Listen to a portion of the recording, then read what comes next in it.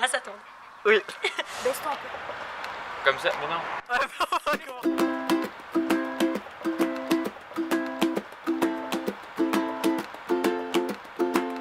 Go. Salut. Salut. Salut. Moi c'est Stéphie. Moi c'est Sarah. Je m'appelle Ramona.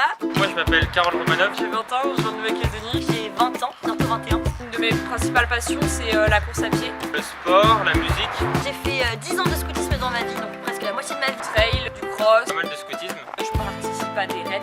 J'adore voyager, Je suis dans Ingénieurs sans frontières à l'Est depuis presque un an. j'adore les gens. Cette année avec mon groupe ISF, c'est-à-dire une équipe de 4, Avec l'équipe ISF Projet Sud, on a décidé de partir au Cameroun pendant un mois, dans le village Kanitolo. qui se situe au centre-ouest du Cameroun et dans lequel travaille depuis plusieurs années Une association française, la Gerbe, et une association camerounaise nommée Pas des eaux. Je suis trésorier donc de cette équipe. Je m'occupe de la communication extérieure, c'est-à-dire avec ISF France et avec nos partenaires. Ce projet s'intitule MAP Cameroun, MAP, donc module autonome de production. L'objectif sur place, c'est d'initialiser la construction d'un centre de formation. et ce centre aura la particularité d'être autonome en énergie. Donc autonome en électricité, en eau, une autonomie en aliments et en plantes médicinales.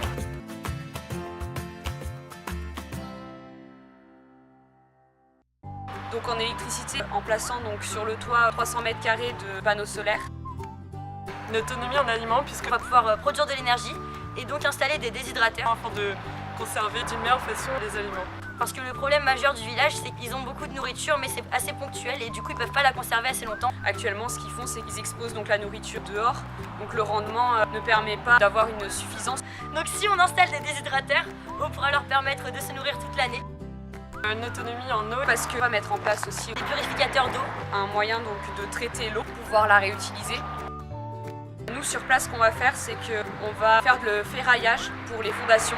Ferraillage qui ensuite permettra de pouvoir y couler le béton. Et plein d'autres projets annexes à celui-ci On va s'occuper de créer un jardin de plantes médicinales. pour les habitants du village. Délimiter tout d'abord un terrain qui appartient à une zone commune. Donc en fait couper des bambous pour ensuite faire donc, les barrières qui délimiteront le jardin botanique. Réaliser un herbier en rencontrant les personnes locales. Un herbier qui sera constitué de plantes qui sont soit médicinales, soit culinaires. Donc ça permettra au village de devenir de plus en plus autonome, de pouvoir se développer, de créer du commerce. Et donc c'est à travers cette rencontre avec les habitants sur place qu'on va pouvoir réaliser ce travail en respectant les coutumes locales. Partager de l'amour, de l'amour et plein d'autres trucs.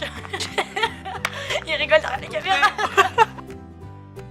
On aimerait aussi faire de la sensibilisation sur la sécurité dans les chantiers Donc on va se mettre en relation avec les pompiers d'Alès, et se renseigner sur les soins de premiers secours avoir certains conseils, pour essayer de leur transmettre ce qu'on a appris grâce aux pompiers, aux personnes qui sont sur le chantier au Cameroun. et avec eux partager des moments dans les chantiers, mais des moments tout en étant en sécurité. On va faire aussi du soutien à la scolarité, c'est-à-dire qu'on va communiquer avec eux sur ce que nous on fait en France pour essayer de leur transmettre un peu notre motivation et pour améliorer leur enthousiasme vis-à-vis de la scolarité, puisqu'il faut savoir que certaines personnes ont à peu près nos âges et sont encore au collège ou au lycée. Si on veut aider, comme beaucoup d'Européens veulent le faire, en fait, on s'y prend pas souvent de la bonne façon. C'est-à-dire qu'on apporte une aide, des dépendances sont créées. Alors, on a décidé de s'associer avec ISF pour, au contraire, faire un projet de développement.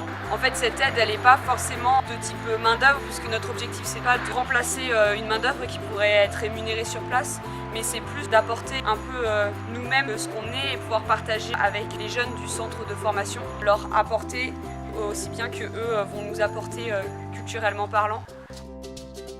J'ai décidé de m'engager dans ce projet parce que je me suis déjà engagée dans des actions de solidarité à l'échelle locale, c'est-à-dire dans les villes d'Alès et dans ses alentours. Et cette fois, on aimerait mener ce projet à l'échelle internationale au Cameroun. Ce qui m'a principalement attirée dans ce projet, c'est de pouvoir me rendre utile. J'ai envie de faire ce projet car j'ai déjà eu l'occasion et la chance de faire un projet solidaire au Pérou via le scoutisme.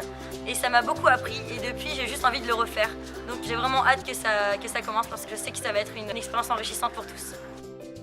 Voilà, donc on est tous des étudiants et l'argent c'est difficile à trouver dans notre cas et on en a besoin pour y aller. Je compte sur vous, sur votre soutien financier, même à hauteur de 10 €, ce serait déjà bien. Même 5 €, même tout. Un like, un partage, tout ça, ça nous aide. Donnez-nous envie de continuer et donner aux autres envie de participer. On vous remerciera. Ouais, on vous remerciera beaucoup et on fera un film aussi mieux que celui-ci pour retracer donc tout notre projet. Voilà. Merci beaucoup. Merci, je vous aime. Ciao. Ciao.